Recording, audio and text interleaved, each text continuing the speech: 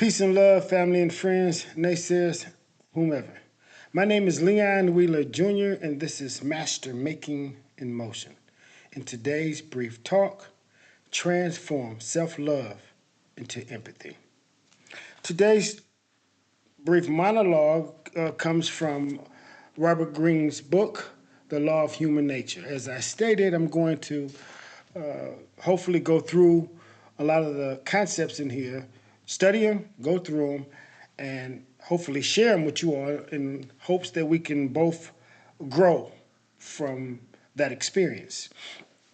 I think this is fitting to my, without a doubt, fitting to my philosophy. One of my philosophies: teach what you want to learn.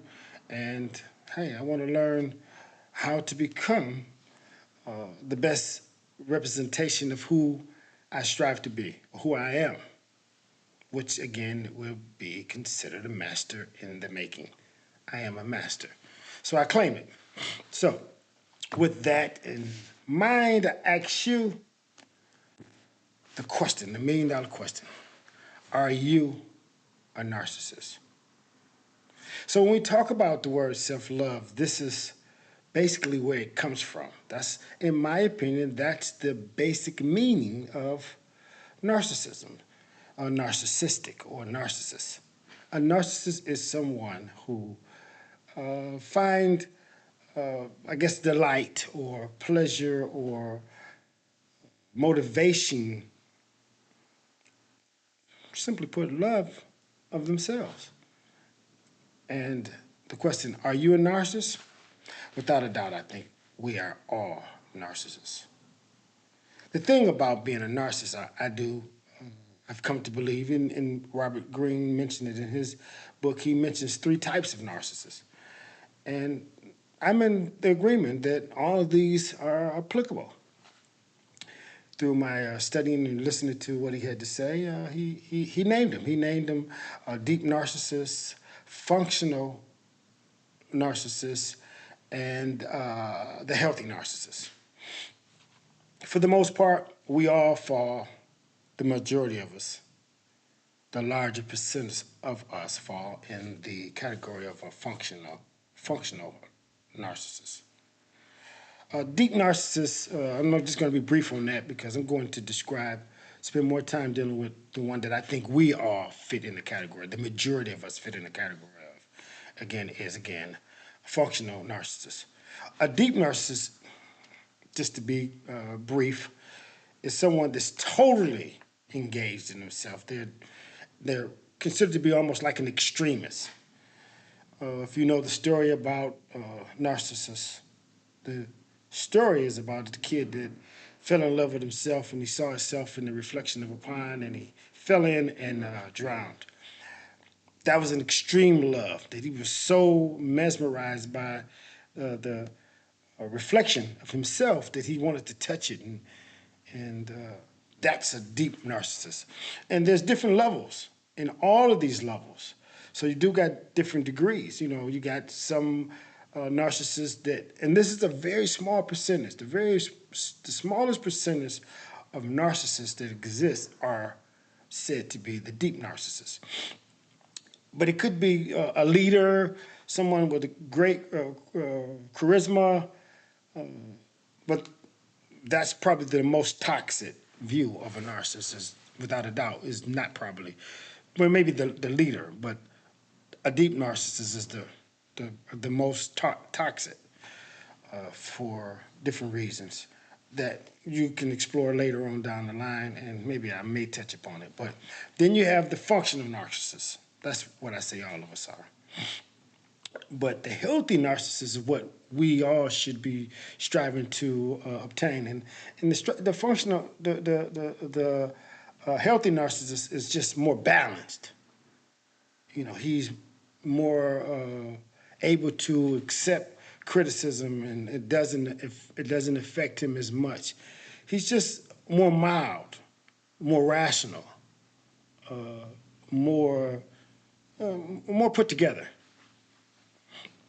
But the functional narcissist, which again I think we all fit for the most part, this is a middle ground. I'm saying, we can deal with being critiqued. Uh, we can deal with it. Uh, might not necessarily uh, like it as much or be able to deal with it as best as being more healthy at the scenario, but we can deal with it. Well, I'm gonna tell you a story, and hopefully this story will tie it in perception. At the age of around 5 years old, let me say this though. Usually, we come to a sense of identity or our self-esteem or stuff is being really, I guess, forged, created, probably from like the age of 2 to 5 is where it probably start. And that happens because you're separating from, for the most part, from your mother. You're not as, uh, I guess, as needy. You don't have to rely on her as much, for your existence. So this is where you kind of start to develop a sense of self, like from 2 to 5. So my story that I'm going to share with you today is a story that took place with me at the age of 5. At the age of 5, I was my first time exploring the neighborhood by myself. I ventured out to go to the neighborhood store that's set behind our house. If I'm not mistaken, it was called Francis. My very first time out by myself in the neighborhood, or just really out, period. And I went to the store to get some candy, and on my way back, I ran into two boys, same size as me, sure the same age. They later became friends of mine, almost like family. Well, not almost family members. Ran the con. And when I ran into them, it's my first time meeting these individuals, first time coming to encountering them. And when I saw them, I was kind of happy because I was like, oh, some kids, maybe I get to know them. And they started talking to themselves about a subject matter that had me baffled. It was like, look at the white boy, look at the white boy. And I'm saying to myself, white boy? Where's a white boy? So I started looking around. I'm like, I'm thinking to myself, what's wrong with these kids? What's wrong with these guys, And one of them pulled my hair. That's when I realized the white boy that he was talking about, it was me. And it's because I was a lighter complexion than them. They're a darker complexion. And man, it caught me off guard. I took off running. Because I was like, whoa, what's this about? And I ran home. Unfortunately, I ran straight into my mother, and she asked if she didn't know what was going on. She was like, "What's wrong? Why you breathing so hard?" I said, "Oh, nothing, nothing, nothing, nothing. I'm just running. I just jogged home, just running, having fun, playing." She said, "No, I saw the whole thing." She said, "Well, you're gonna have to make a choice right now. Either you're going to go out there and deal with those two boys, or you go deal with me. Either way, you go deal with somebody today." And my respect for my mother, I don't want to say fear, but I know she would definitely chastise me, and I didn't want no action with her, so I decided to go out there with the two boys, and I fought them. I don't recall how the fight ended, as far as how I made it back to home, to my house, but I do recall making it home and my mother saying to me that I wasn't going to be afraid to walk the streets in my neighborhood, that she was not going to have a son that was afraid to stand on his own,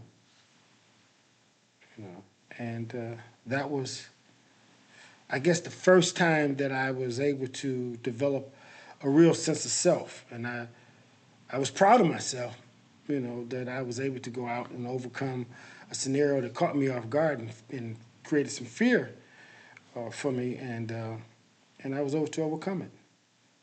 So that developed a sense of awareness, a sense of self-esteem in myself.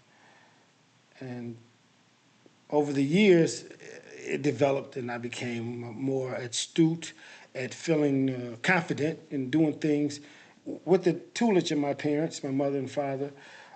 And one of the things that they taught me alongside of not being afraid to stand up for myself, developing my self-image and self-esteem and self-love, that I had to develop the mindset that I had to look out for my family and friends.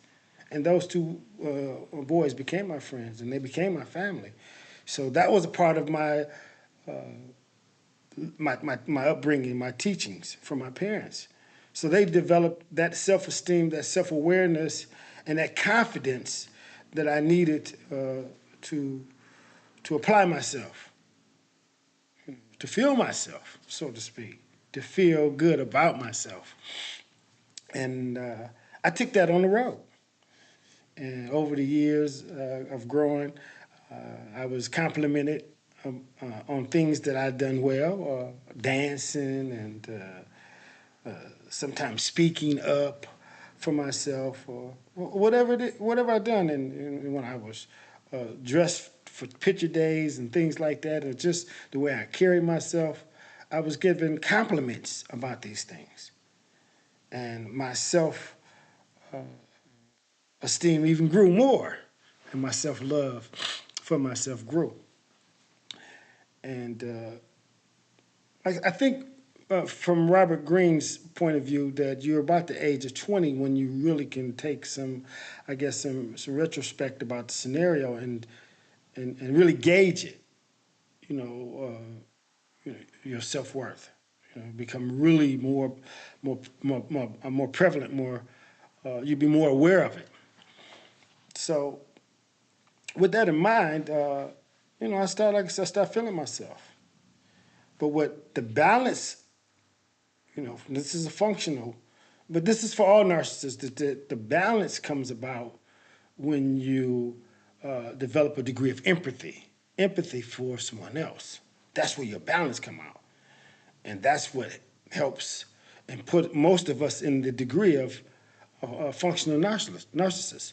Because we all have a degree of self-love. And that's what the word really means to me in a nutshell now, being a narcissist. So I believe we all have, and we all want to be heard in the conversation. We like talking about ourselves. And those are characteristics of a narcissist. And we all possess those characteristics.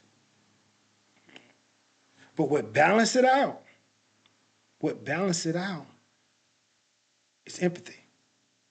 So I suggest that parents take the time, because if you got a parent that's a narcissist and a deep narcissist, they may not spend no time with their children. They may not spend the proper time with their child because they're so caught up on themselves. Then that's an extreme narcissist. That would be a deep narcissist. And the child would end up being harmed behind that. And as they get older, that abandonment will come out. And even though they may have all kind of other skills, but that's how the lack of nourishment of being taught about empathy, or taught to engage sociably with other individuals, that will retardate your degree of empathy and probably keep you at the state of a deep narcissist. But those parents that take the time out and teach their children, guide them, teach them how to care for other people, how to put themselves in other people's shoes.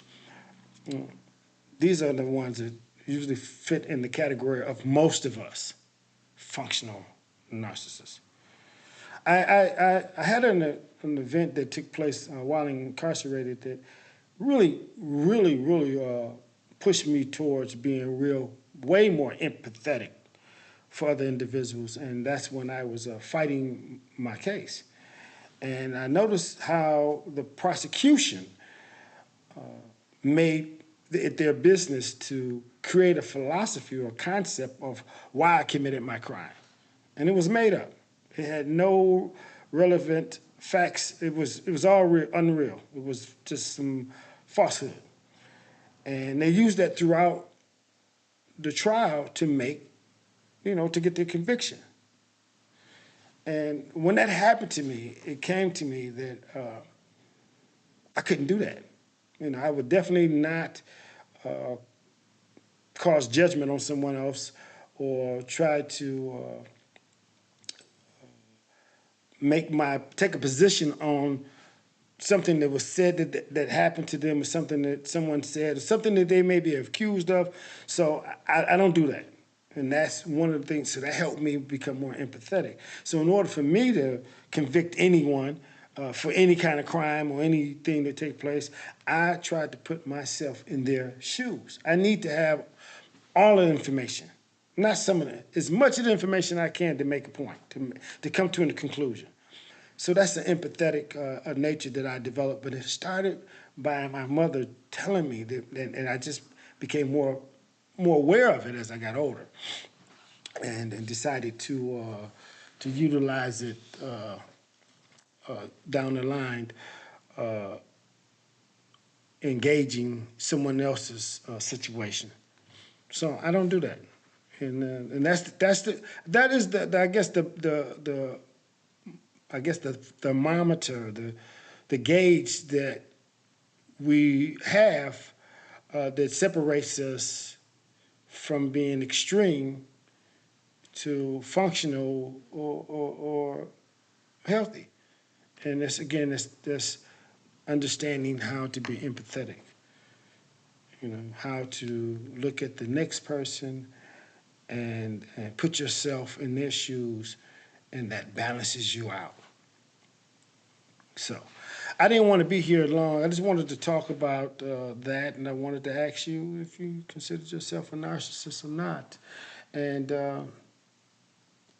and I also, hey, if today's talk spoke to you, I ask that you, leave a comment and tell me how you see yourself. Do you see yourself as a narcissist or not? Uh, I also ask that you like and share this with someone else. Share it with a friend, someone. That's how the channel grows. So, again, and we're going to be going through this. So, this book, looking at titles and breaking them down and experiencing them, I'm going to study them. I'm going to study them and share them with you what I've come to obtain out of the study. Because I read this book a couple of years ago, but I'm reading it again to share this with us because we're on a journey to become masters. This is master making in motion, and I want you to grow with me. Teach what I want to learn. I want to learn to be a master. I claim to be a master now. So I say, be, and it is. So you start with be it, not do it, be it. And when you be it, you're doing it. Also, I suggest that you all pick up my books, Code and Ethics for Up-and-Coming Players, which is also dealing with mastering self. That's all it's about. There's different levels of becoming a master. And King, my novel, King, A Master in the Making. You can pick these books up at Barnes & Noble. You can get them at Amazon. They come in hardback, softback, and audiobook. And you can get an ebook. So, with that said, be.